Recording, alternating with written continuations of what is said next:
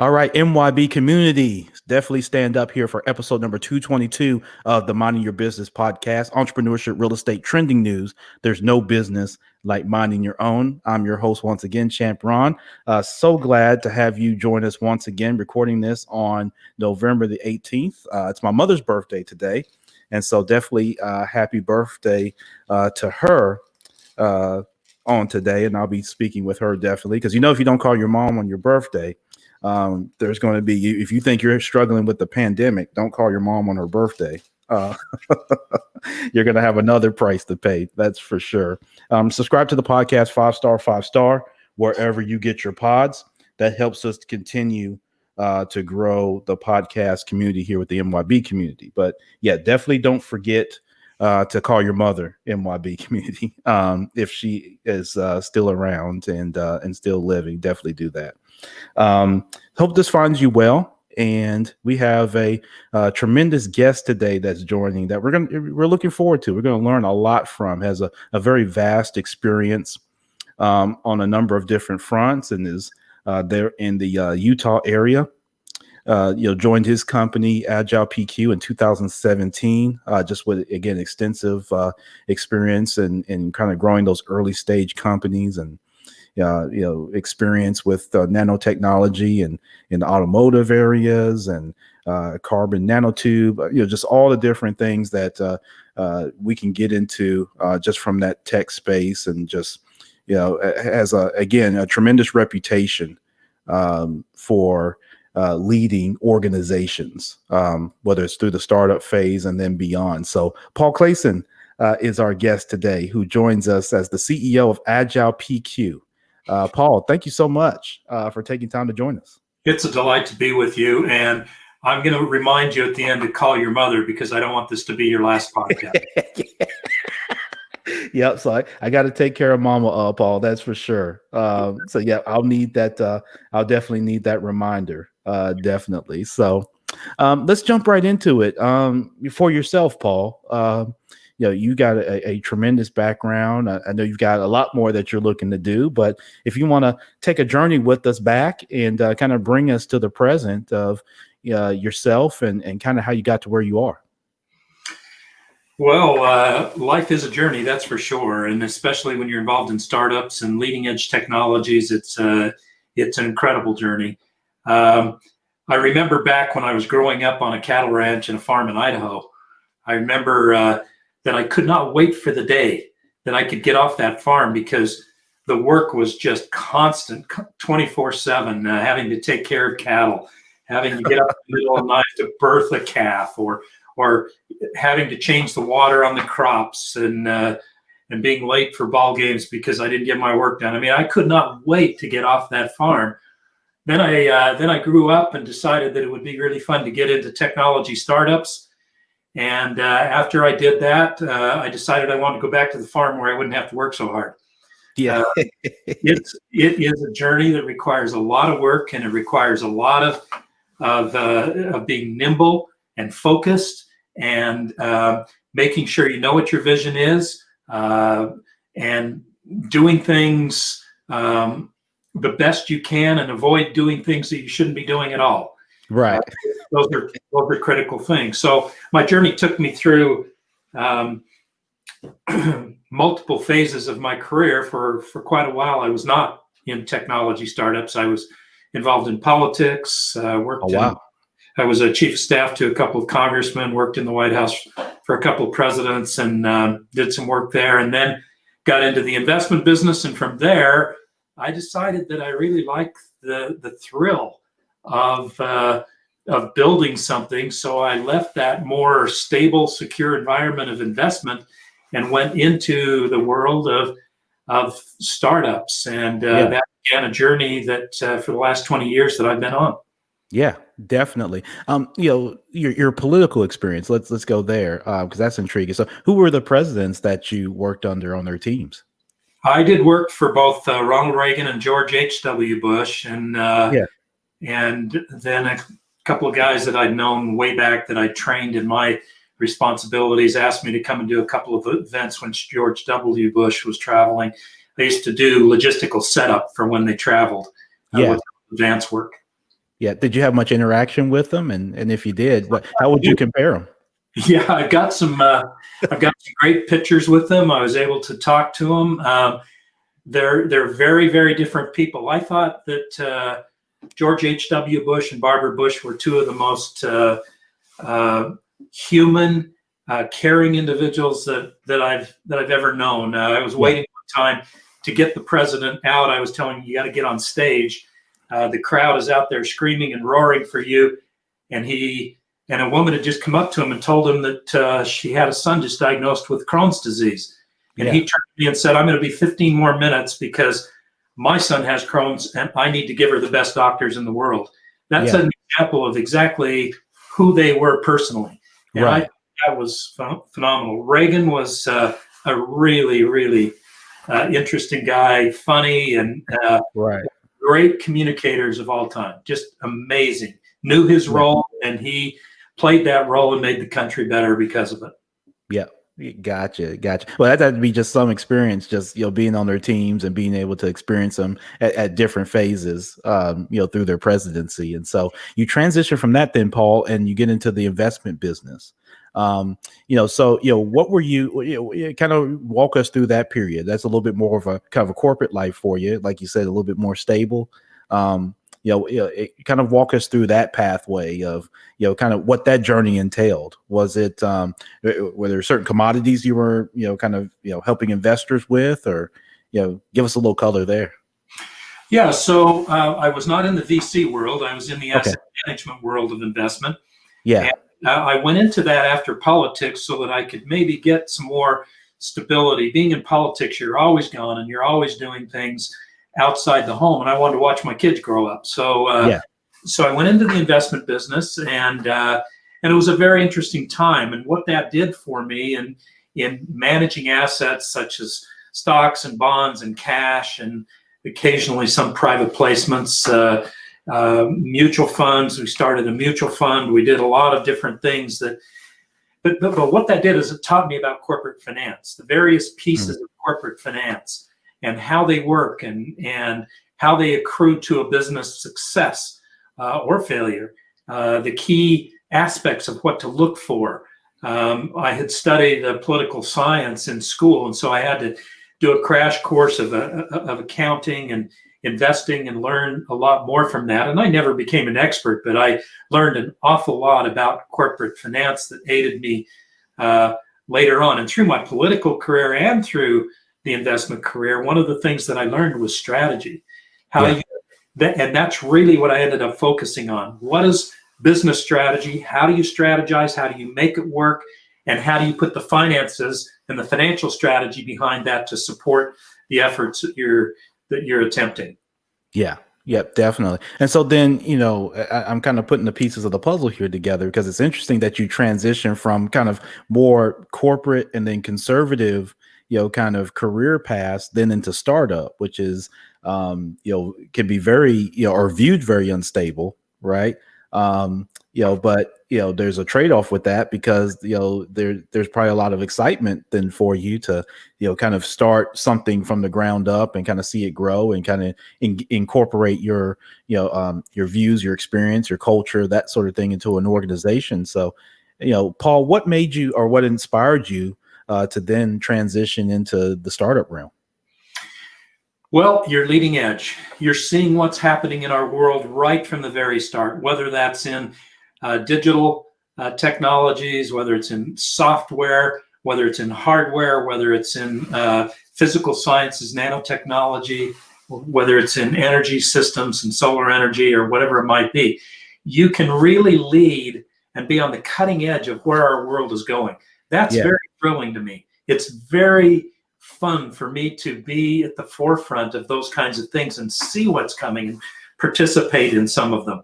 So that's really what kind of drove me and led me there. And the whole aspect, the whole aspect of strategy. How do you put a strategy against an emerging technology that sometimes people don't even know they want or need? But how do you put that together, educate your customer base, and get those technologies moving and integrated in? That's a very intriguing thing to me. And I Yeah. think the second is working with people in startups is exhilarating. You're working with innovators, you're working with people who have a vision, you're working with people who want to do something to change the world. And that to me is very exhilarating. I love that part of what we do in the startup world. Yeah, absolutely. And so the first startup that you worked with, Paul, how was that experience? What company and what technology, quite frankly, was, your responsibility in your first startup, I guess, out of your investment career? Yeah, a friend of mine from my days in politics had started a speech recognition technology company. It was Mm. called Phonics, Phonix, and Oh, he'd been after me for a little while to come and join him and to try to help them develop and grow this company. And I originally went into that as an officer to try to help grow the investment side, to help grow the capital that they had, and to take care of investor relations and those kinds of things. But very quickly after I got there, we could see that there was a lot to be done, and I transitioned more onto the operational side and started running around the world creating software development agreements with people to integrate that speech recognition software into the development of their products going forward. yeah, And that became vastly interesting to me, both from the aspect of the technology itself, of the software itself, and how all of that worked, but also from the business side, how it all fit together. How do you put a key software licensing agreement together that works? yeah, Those were just fascinating to me. So I was an officer in that company and helped grow that, and then from there was approached by a man who had his arms around some great technologies, yeah. but wasn't maybe necessarily sure strategically how to grow that. And so I came in, and then he eventually asked me to be the CEO, and that was my first experience as a CEO, and that was a nanotechnology company. Yeah, absolutely. So nanotechnology, I'm curious because you see that kind of around. Can you explain that to us as listeners, Paul? What is nanotechnology, and then how is it implemented or how is it utilized, and in what capacity or platforms? Sure. So nanotechnology is the science of particles at a nanoscale, very, very small particles. Some of these are right down at the atomic level. Yeah, If you're down around a 10 nanometer scale, you're down around, an atomic level for certain atoms, and it can go lower than that. It can go larger than that. Once you get up around, I would say, even 200 nanometers in size of particles, then you start to get in more to the micro phase and then the nano phase. The nanoscience, what's fascinating about it is that there are lots and lots of applications where the benefits of using materials at a nanoscale are vastly different, and in many cases, much more robust and effective than they are at a microscale or above. mm, So here's a good example, and this is what I did with my first nano company, which was very early in the nanotechnology phase at the turn of the century, in around 2000. And that was that we took particles, very, very small particles, and we added them to a coating, a surface treatment material. So if you've got yeah, a surface treatment material that's supposed to protect against corrosion or heat or whatever it might be, and you've got particles that are this big around, then hmm, they sit side by side, but certain amounts of materials can get between those particles and can still corrode or create problems. If you take that size particle and you reduce it down to a nanoscale, to a point where you cannot see it with the naked eye, it's really down at an atomic scale, and then put all of those particles side by side, you dramatically increase the surface area of that coating. You're yeah, able to make it so that it's much more effective and that it is much more protective. And so that's what we did early on in nanotechnology, was to mm, create some of those kinds of coatings for aerospace and for medical devices and for automotive devices and a whole bunch of other applications. Yeah, absolutely. So, Paul, so today, obviously with AgilePQ, what is your, I guess, your role there as CEO? What are you responsible for, and how big is your team, and what's kind of your primary technology or technologies, quite frankly, that your company focuses on today? Yeah, AgilePQ is a software code that can secure the smallest of IoT devices. So if you've got a thermostat on your wall and it's got an extremely small processor in it, it cannot run the encryption that's on your smartphone and mine. It can't run that. The processors are too small to do that. It has a total processing capacity of only, these numbers probably won't mean anything, but only about 100 kilobytes total processing capacity. Oh yeah, that's low. That's very, very low. But the encryption on your phone and mine takes 3,000 kilobytes to encrypt a single message or to decrypt a single message. So as a result, these very small devices with not enough processing power to run that encryption that's been used for 20 years don't have the ability to be secured. So people can hack into those. They could change the temperature on your thermostat. And some people say, well, what do I care? Let them change it up and down. Maybe it'll be entertaining for me. Yeah, that's fine until maybe a bad actor takes that over and shuts down your thermostat in the middle of winter. Right.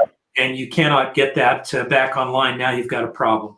Yeah. Those kinds of things are happening every day because these small IoT devices are not secured. So we build a software that secures those, and it's a very agile software, hence the name of the company, and it can survive in a post-quantum computing world, hence PQ. So right. Okay, that makes sense. Quantum software. And that's what we do. Yeah, absolutely. And so, Paul, you mentioned the thermostat. Does it work on like these home devices? Like, because everybody's picking up these, the Amazon Alexa, Google Home type, these little devices. I don't have them in my house. I've been, more skeptic having those things. And there's a reason why I don't. Yeah. But is your software designed to, kind of protect with those and like how like appliances and things like that have more processors in them where I guess there are more things that can be hacked because now appliances are tied to your Wi-Fi and you can, adjust them from your smartphone. Yeah. Smart coffee maker, smart oven, smart lighting systems, smart thermostat, smart doorbells, smart garage door opener. I mean, these things are all made, and rightly so, to make our life more convenient and easier. And they're tremendous. The application of them are tremendous, unless they're unsecure and it exposes you or your home or to difficulties. Now, can we put it on those? Yes, we can, but not from a consumer standpoint. It's not an app. Yeah. So this has to go in at an OEM level, and so we're working with smart home applications right now to get it in at the OEM level. A bigger issue is when you've got 50,000 sensors on a manufacturing floor. Yeah. They're all hooked up to the same network system. And if somebody hacks into one, they've got them all. They got them all, right. All kinds of things, from steal intellectual property to create attacks on other computers by harnessing all of those 50,000 or more together and attacking someone else and shutting them down, to nation states that want to hack those devices so they can create all kinds of havoc in the event that there was a digital war, which we are in, by the way, or even a hot war, that they could create panic among some systems. Those things are happening in our world today. So those things are critical to take care of and to stop from happening by putting adequate security on these small IoT devices. Yeah, absolutely. And when you speak of the digital war, I'm intrigued by that, Paul, in terms of, how that can be engaged in warfare. And we've heard about, or at least there's been rumors of, other nations, doing that, whether, someone's always attempting to do that, obviously, with large corporations and, banks and certainly the federal government, but even down to the individual granular people level, that there's, a engagement of a war that could take place against people where, like say, those devices that we all label as smart can be used, against us. So what's kind of an example of, something that would be like you're describing part of this digital war?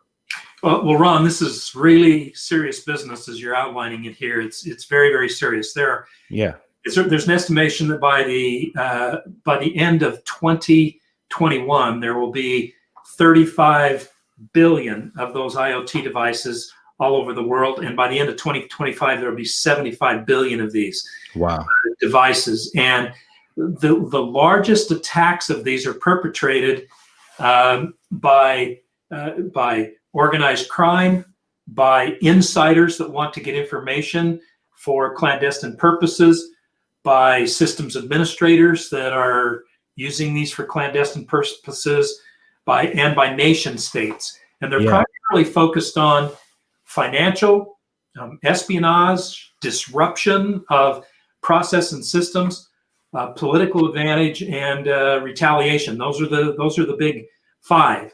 Yeah. And these systems, so I'll give you an example. A while back, somebody walked into a casino, and they saw a fish tank, and they realized that there was a small device measuring the temperature on that fish tank. They hacked into the temperature sensor, and from there went into the corporate system, and from the corporate system up into the corporate database, and stole tons of personal information on the patrons of the casino. High rollers and all kinds of information was stolen out of there. That's a very real case. A few years back, there was an attack perpetrated against Target stores, where the attackers came in through a sensor on an HVAC system on the roof of the corporate headquarters, got in, stole hundreds of millions of consumer records. Those are the kinds of things that happen, Ron, and they're serious, and they are happening every day. Yeah, absolutely. And from my background in banking, I could tell you that one of the things that we were a little bit slow with was even adding consumer Wi-Fi in our branches. I can remember having those conversations with our IT group, and there's a little bit of back and forth, but we were, given the information to understand, Paul, that there was an issue if we didn't have that like as a total separate, not tied to anything that would get into our core systems and things of that nature, and even some of our proprietary software and things. But it really opened me up to that world, because those are things you don't always think about, as you're just kind of going in your own bubble or that sort of thing. We didn't think about that world of how those things can be in some cases easily hacked and then can cause significant damage. And again, like I told you, I'm kind of the stick your phone in the drawer, because I think the thing's listening to me all the time and always tracking me, which that's a concern, another concern. But how do we get this type of education out to people? Because I don't know if just the everyday person consumer knows about this, or maybe knows about it but doesn't really care. Like you said, they may find it entertaining until they hack into your smart garage and they won't let the door up. Yeah. So the first way to get the word out, Ron, is to come on your podcast. So we thank you for that. That's a good way to start. And and we're delighted to have that forum to tell people about this and to try to help people understand that this is a problem. So when a consumer buys an IoT device, a smart thermostat, a smart coffee maker, whatever it may be, when a consumer buys those, they have every expectation that device is already secure. Yeah. And they buy it not even thinking about the security, because they can't imagine why somebody would put a device in their home that's not secure. And so one of the things that we try to do is do these kinds of forums to help people understand that they need to demand it. Second, there are some consumer protection laws that are beginning to come through government. Yeah. State of California a couple of years ago passed a law that is requiring a minimum level of protection on any consumer device sold within the state of California. That's going to take a few years to roll out, and quite frankly, the law is good. It creates some awareness, but what they require for security is so weak that people can get through it instantly. Yeah. So now you're seeing other jurisdictions, government jurisdictions. About 3 weeks ago, there was a bill passed through the United States House of Representatives that requires a minimum level of security on any IoT device used by the federal government, and in particular with the Department of Defense. That bill is now in the Senate. We're working to try to help beef that up a little bit and make sure that they use an appropriate level of security for those kinds of devices that isn't outmoded the day they finish passing the bill. So those kinds of things, and we do expect, by the way, a consumer protection law to come out of the United States government. Sure. We'll do the same for consumers to assure that any consumer who buys a device and believes that that is secure, that their belief is not unfounded. Right. So those kinds of things are going to be coming and help to promote this as well. Yeah, definitely. And so, Paul, as we get into, the current pandemic, and kind of tying this in, how has your company, I guess, one, kind of operated as the environment has evolved, right? None of us kind of saw this coming, at least, very few people saw this coming. There may be some people maybe in Washington that did. Maybe that's proven true or not, but for the most of us, we didn't have this coming. So what were your thoughts on how the pandemic's come, the impact it's had on your business, kind of the business environment, and with the technologies that your organization provides to help protect and make it, the consumer aware of that they should engage in that, level of protection as the environment evolves, as homes evolve, and I'm in real estate as well. So I'm really interested on how things impact the home with people every day. So what's kind of your thoughts, pandemic and the impact of such? So when the pandemic first started, we shut our office down, had everybody work from home, and they've largely worked from home since. Now, sure, they have times we'll go into the office to get a critical meeting done or something like that. We take care. We have antibacterial lotions on every table and all throughout the office, and we ask people to use those. We wipe down table surfaces. We do all of the things that we need to if we've been there. But even having said that, right now we're all working from home because Utah's on an upswing of cases of COVID. And you can't always completely protect against it. So I probably shouldn't disclose this, but I'm sitting here with COVID right now as I'm talking to you. I went on a business trip for a couple of days and came back with COVID. Oh, wow. I'm sorry to hear that, man. I took all of the precautions, but I don't really have any symptoms except I can't taste or smell anything. Yeah, so, I was going to ask you because I mean, you look good. You look like you're operating pretty good. I mean, you're talking well. It doesn't seem like you're experiencing any symptoms. I have almost no symptoms except I can't taste and I can't smell, and that's weird. I can't eat my wife's cooking. That's really bad. That's good that's bad. Yeah. So it has impacted us, and it's going to impact us for a long time. And we're going to have to be diligent about that and not give up. People tend to get lackadaisical about wearing masks or about washing their hands or about disinfecting. All of those things are critical. Distancing. Right. I mean, we have to be diligent. I mean, it's not like a pandemic is going to last forever. What we're trying to do is reduce the number of deaths and the number of cases as quickly as we can. Sure. Because they are going to be there. So the pandemic has impacted us. It dramatically impacted our business. We had several key initiatives that we were very close to signing that got put on hold for a year. That impacted the growth of our business. And I suspect it's impacted a lot of other businesses as well. Now, from a standpoint of the need, more and more people are working from home. More and more people are using IoT devices at home.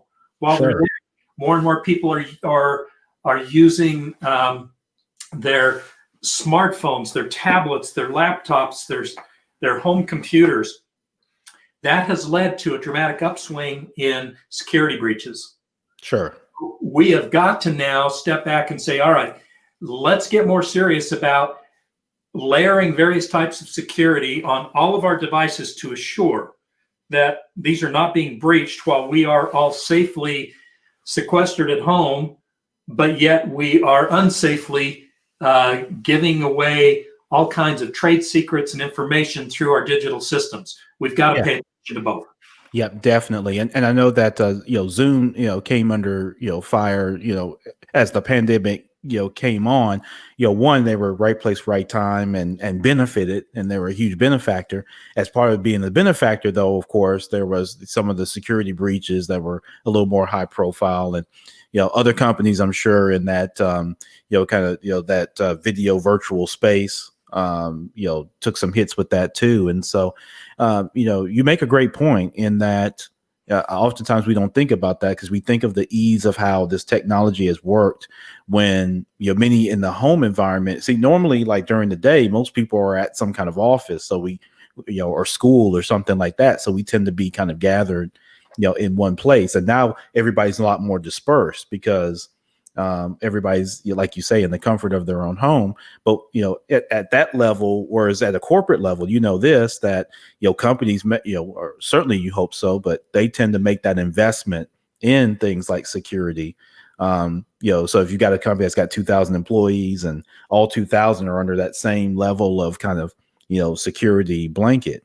When you disperse those 2,000, they're all working from home. Now they each are responsible for their own, in some cases, kind of security, unless they're using a corporate device, of course. But even then, you're on your home Wi-Fi, right? And I remember, Paul, I was the vice president in the C-suite of a credit union, and we would do social engineering tests. Yeah. And when I first got introduced to that, I thought it was, like really cool. I'd hired this guy and he's going to try to see if he can break us. That was cool until I got the report of what he was able to get a hold to. And so I learned pretty quickly that, the biggest or the weakest link in a lot of this is the human being. Yeah. So you could put all the security in the world, but if the human being leaves his or her password, sitting on the desk, or leaves the keys to the IT control room, in the door, or, any of that type of stuff, then everything's kind of for naught. Right. And so I think that's a big part of, this education too, is how to prevent the social engineering piece of it, as you've got all these, all of us are working from home, a lot more. I mean, what corporation was ready on March 1st or 10th or whenever it was everybody shut down? What corporation was ready to say, I'm sending 2,000 people home and they're all going to work from their home computer and they're all going to be absolutely secure? Right. Where was that in the corporate security document? Nowhere. Most corporations did not have that, and many still do not.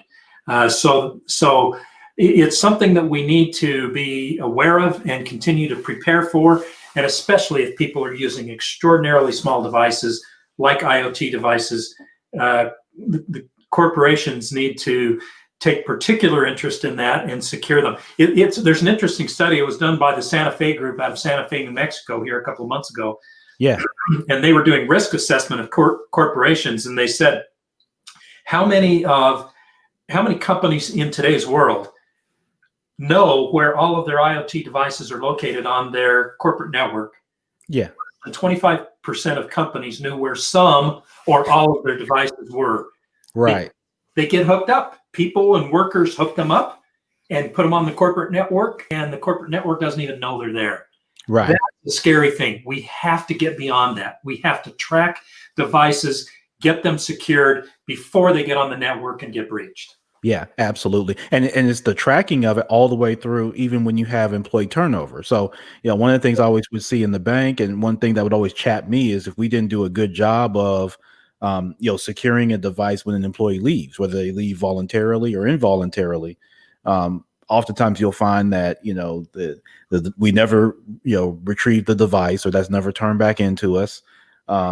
Keys, combinations to things, all these type of things. Don't get, and like you say, we just don't always have that top of mind. And you're exactly right, Paul, that some things are done at a micro level within an organization, and the organization just think, oh, it's just routine. We give out, we get a new employee, we give them a laptop, we give them like you say, an iOS device, an Apple, whatever it is device, add it to our network, send the bill to accounts payable, and then that's it, Yeah. and then but there's no thought of, like you said, or to be prepared that in this environment that you can keep everybody secure. I think most companies, even to take it a step further, Paul, they weren't prepared to even provide employees who didn't have internet at home, internet to be able to do it to begin with. Because, one of the things I've said about my kids are doing virtual school. I've got 3 daughters here, Paul. Mm-hmm. And so I'm here in my sunroom, as everybody knows. And so I've got kids spread around the house doing virtual school right now. Yeah.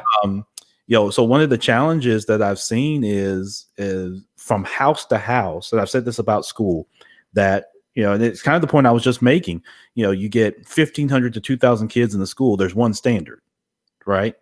The school sets a standard, and that's one standard for all 2,000 kids. When those 2,000 kids go home, now you've got 2,000 plus standards. Yeah, that's And so that's the challenge that cities are going to have, that people have, and quite frankly, this country is going to have. Is this country, this year has challenged the united in the United States of America. That the first word, the united piece, has been challenged. Where you talk about the social injustice, you talk about the injustices towards Black and brown people, you talk about the way the pandemic has been handled. No matter how people feel, good, bad, or ugly, of how it's been handled, this year has been a challenge of that united piece. And hopefully going forward, we can get back to the first word in our country's name, which is the united, right? And part of that unity is the security piece, and having a mindset towards the protection, of people, and being able to activate and engage that as timely as possible. Yeah. Ron, you know what? Can I share something with you? Please. So I'm going to grab something off my shelf here. Yeah. This right here was carried by my father on Omaha Beach on D-Day in World War II. He was a medic. He took this medical kit. Yeah. And he would grab people on the beach and pull them behind some sort of shelter, and he would sew them up, and he would use this medical kit to treat those who were injured. And often, I spoke with some of his shipmates, often he would hold their hand and pray with them as they died. I can tell you, it is these kinds of things that we have to get back to on a united front, and say we are where we are because we've stood on the shoulders of people all across this country, from those who have served in war to political leaders to civic leaders like Martin Luther King and others, who made us realize our weaknesses and said we can do better. And I completely agree with you. This is what I live for. I remember the sacrifice of my dad and the sacrifices he made. And hopefully we never forget these kinds of things. Yeah, absolutely. And you just talked about that embodiment, that spirit of the legacy, right? And how, that has meaning for all of us in our families. And I think, many of us have those same, stories and that sort of thing, Paul, that same connectivity. And, we just have to get to where we spread that around. And I think technology can serve as that great unifier, as it has. If you look at, what you and I are able to do today that we couldn't do 10, 15 years ago, was, a guy in Utah and a guy in Memphis, Tennessee, talking on a podcast that then gets shared internationally, right? That was unheard of, right? Because if you and I never, crossed paths, or I never came out that way and crossed your path, or you came out to Tennessee, you and I'd never meet, right? 20 years ago. That's true.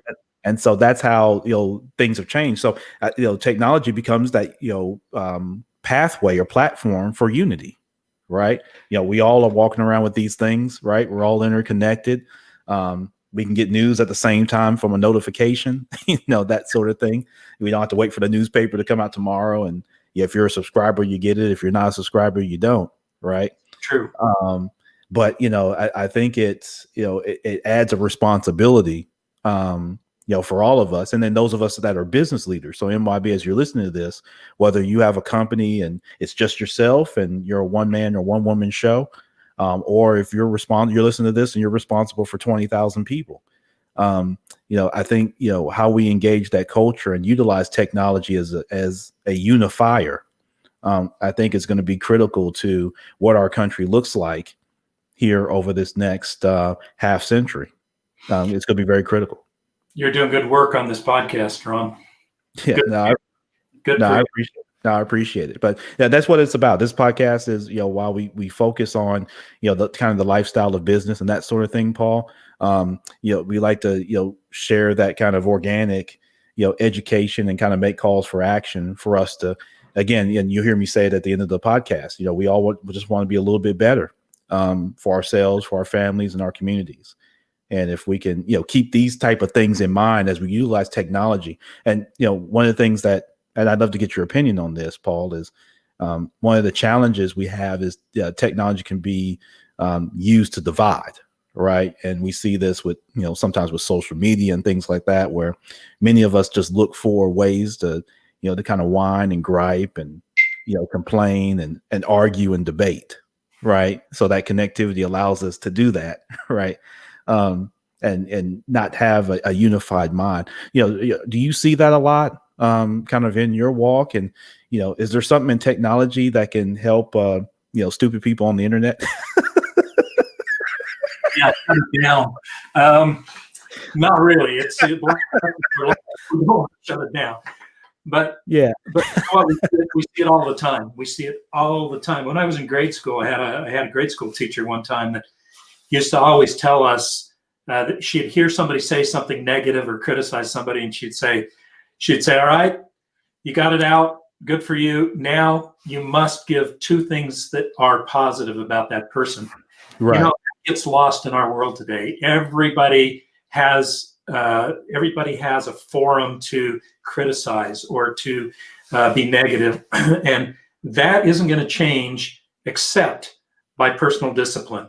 Yeah, we're not going to change that, but we've got to step back and look at it and say, how fun is a world to live in where 99 out of 100 comments are negative. right. So that's personal discipline. How do we control it? The one thing that I do think that we need to do is we need to figure out how to stop enemies of families and enemies of people and enemies of nations from taking nation state attacks on social media that do damage the core culture of a company. Sure. Those are damaging. Those are very, very damaging. And it causes people to be at each other's throats, even when they don't need to be. I mean, we're more polarized in our world today than at any other time in our nation's history. We are genuinely very, very polarized. Now, there are other things that people say, oh, it's worse today. Nah, it was worse in past times. But the polarization of being on one camp or another is extraordinary right now. Yeah, it is. Lead us down a very, very difficult path. Those are the kinds of things we need to think about with regard to social media. Yeah. No, it's a great point. It's we've created it's one side or the other. There's no gray area. There's no middle, right? And you see that kind of in my wife and I've talked about this. Is you see that just demographically, you see that economically. Where there's not everything's to phase out the middle. So you got to be either on one side or the other. Rich or poor. This or that or this, and that I think that creates a dangerous area for our country, because this country was built on gray area, right? It was at least maybe not for all people, unfortunately, but we've got to get to where this country's culture is for all people, and I've heard, it's said that, we got to have love for all who have love for all. Yeah. When I was a kid, I distinctly remember my father getting me up in the middle of the night, said, "Get your clothes on, we got to go." And my brother and I were rubbing our eyes and saying, "Where the heck are we going at this hour?" And he said, "The neighbor's barn is on fire." And he ran down in the pickup, and my dad took a tractor down, and I was about I couldn't have been more than 7 or 8 years old at the time, but my job was to take the garden hose and to keep the roof of that farmhouse wet so that the embers from the barn wouldn't come over and start the house on fire. My dad and others were hooking on implements inside the barn and trying to pull them out so they didn't get burned. They're working to save the animals. You know, I remember those things tremendously. I mean, we pitched in and we helped each other. That got set in my psyche, and it's part of who I hope I am, that we help other people. I sometimes wonder what would happen in today's world if that happened. We might find a bunch of people getting on social media and saying, "What an idiot. He left something on in his barn right now." You know, it's right. It's his own fault. He should never have done that. Is that the world we really want to be? I don't think so. Yeah, no, I don't think so. But it's an interesting kind of ordeal. It's interesting to discuss. That's for sure. Paul, what's next? I guess I always love to talk to people, particularly in this space, as to what do you see next? What's next on the horizon for AgilePQ? What's next, quite frankly, for yourself? Obviously, I'm sure you've got more that you'd like to accomplish and kind of do. So. What do you see next? What's on the horizon that we should be aware of? Well, for me, maybe I'll sell my house and move back to the farm so I don't have to work so hard. There you go. But and I'm only halfway joking about that. The longer time goes on, the more I want to go back to some land and just enjoy that again. But for AgilePQ, we're going to grow this company. We expect to be the ubiquitous security on every IoT device. Sure. And we're going to keep pushing till we get there. That's going to take us a little while because there's a lot of education that we talked about earlier that has to be done now. Sure. But we're going to continue to go after that until we get it. And so we'll grow this company. We think we'll make our dent in the world on helping people be more secure, on helping people lose less data, of helping systems be more protected, moving through our continuing development of our digital society. So that's our mission, and we're going to get it. So we'll continue to go after that. As part of me, the one thing that I do know is what I have to do is try to set the vision and help keep the vision in front of everybody, and then get the heck out of the way, because we've got amazing people who go get it done. And they're far better than me at what they do. And so I'm going to continue to do that. I sit on a couple of boards of directors now. Probably long term, I'll continue to be involved somehow in emerging technologies and leading edge technologies, because I love that, and it's so interesting and mentally stimulating to me. I'll remain involved in some way throughout the long term. I've got to be busy. I've got to do something to keep myself busy, and I've got to do something to continue to set the example for my own children that you can be involved in life in a positive way and do it throughout your entire life. Yeah. Absolutely. And so, Paul, what are, as we wrap up, there's been a tremendous dialogue, definitely learned a lot, and definitely getting great comments here in our comment area across our different social media, some that we're broadcasting to and some that we're not. What are, just a couple best practices that, someone listening to this can take away that can help them be just a little bit better, whether it's things that have worked personally for you, or things professionally that have worked for your organizations in a startup? Yeah. So I think the first I alluded to, that is vision. You've got to be able to see the big picture, know what it is, and perform the functions that are needed to create that big picture, and make sure that's kept in front of an organization. I don't care if it's small or big, but especially in startups, you've got to do that. The second really that I would say is you've got to have transparency. The more people know about what's going on, whether it's positive or whether it's challenging, whether you've got enough money to sustain through a given period of time, or whether you don't, whether you've got sales wins or whether the sales wins aren't coming.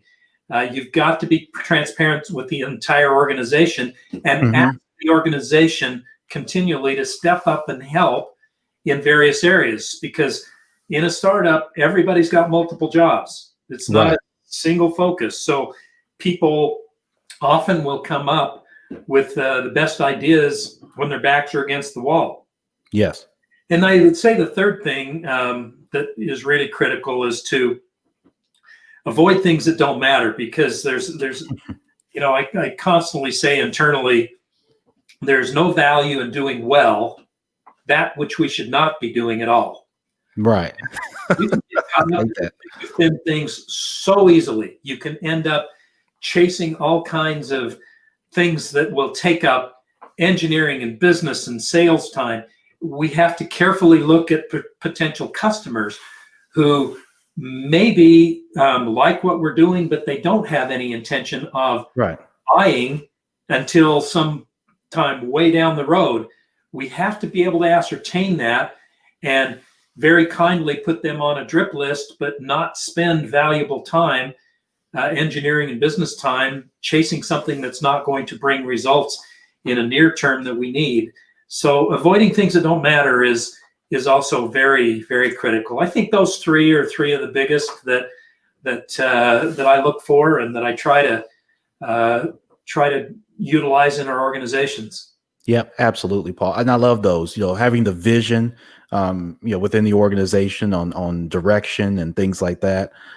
Having the transparency in your communication that people always value. And that's what, I talked to another guest about, purpose versus profits. And I think that's where it goes down that pathway. When you have the transparency in your organization and the vision, that helps, from, the entry level employee all the way through your organization, understand that culture of the purpose, right?